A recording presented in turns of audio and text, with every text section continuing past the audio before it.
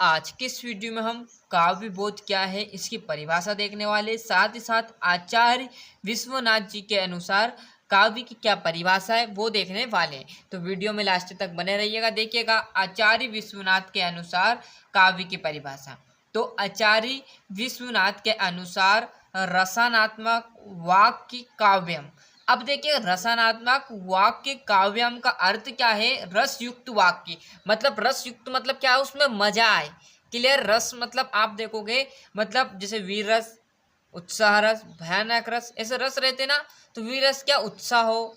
हास्य रस मतलब हंसी आए। क्लियर। भयानक रस मतलब डर लगे। तो रस युक्त वाक्य को क्या क्या क्या कहते हैं? काव्य कहते हैं। अब काव्य बहुत सारे प्रकार होते हैं काव्य के। तो देखिए सबसे मेन जो है काव्य के दो भेद माने गए हैं। एक तो श्रृंग काव्य और दृश्य काव्य। श्रृंग काव्य का अर्थ क्या रहेगा? श्रृंग यानी सुनना। क्लियर। जो सुना जाए। क्लियर। दृश्य काव्य मतलब जो देखा जाए। अब देखिएगा दृश्य काव्य, श्रृंग, दृश्य काव्य और श्रृंग काव्य में बहुत सारे भेद रहेंगे।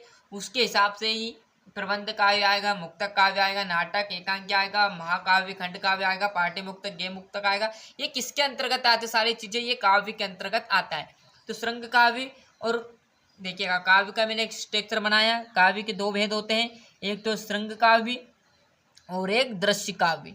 अब श्रव्य काव्य के अंतर्गत प्रबंध काव्य आएगा और मुक्तक काव्य। ये भी कितने प्रकार के रहेंगे? दो प्रकार के रहेंगे। किसके अंतर्गत है ये? श्रृंग काव्य के अंतर्गत। अब प्रबंध काव्य भी दो प्रकार के रहेंगे, एक रहेगा महाकाव्य और दूसरा रहेगा खंड काव्य। क्लियर है। मुक्तक काव्य भी दो प्रकार के होंगे, पाठ्य मुक्तक और गेय मुक्तक। आई बात समझ में? क्या है जो काव्य है, काव्य के दो भेद होते हैं, श्रृंग काव्य और दृश्य काव्य। श्रृंग काव्य के अंतर्गत कौन आते हैं? प्रबंध काव्य, मुक्तक काव्य। दो भेद होते हैं। इसमें भी प्रबंध काव्य के भी दो होंगे, महाकाव्य खंड काव्य। मुक्तक काव्य के भी दो है, पाठ्य मुक्तक और गेय मुक्तक। क्लियर। दृश्य काव्य के दो हैं, नाटक और बस एकांकी, दोनों ही इसके हैं बस। क्लियर। मतलब जो प्रबंध काव्य है, मुक्तक काव्य किसे कहते हैं, प्रबंध काव्य किसे कहते हैं, मुक्तक काव्य प्रबंध काव्य में अंतर, नाटक एकांकी में अंतर। नाटक किसे कहते हैं? नाटककारों के नाम। एकांकी एकांकारी के नाम। महाकाव्य किसे कहते हैं? दो महाकाव्य के नाम। खंड काव्य, महाकाव्य खंड काव्य में अंतर। पाठ्य मुक्तक गेय मुक्तक में अंतर। पाठ्य मुक्तक किसे कहते हैं, गेय मुक्तक किसे कहते हैं। के लिए सारी जानकारी किसके अंतर्गत आई? काव्य के अंतर्गत ये सब आता है। और इसमें से 4 नंबर का एक प्रश्न आता, मतलब इसमें से पूरा हम डिटेल पढ़ने वाले हैं। तो ये था प्रबंध काव्य।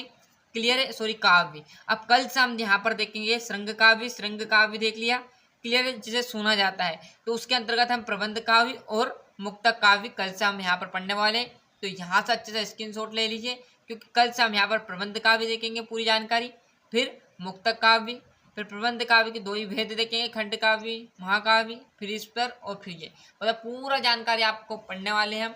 एक एक करके सारे क्वेश्चन आपको मैं सॉल्व करा दूंगा। क्लियर है। तो यहाँ से अच्छे से स्क्रीनशॉट ले लीजिए।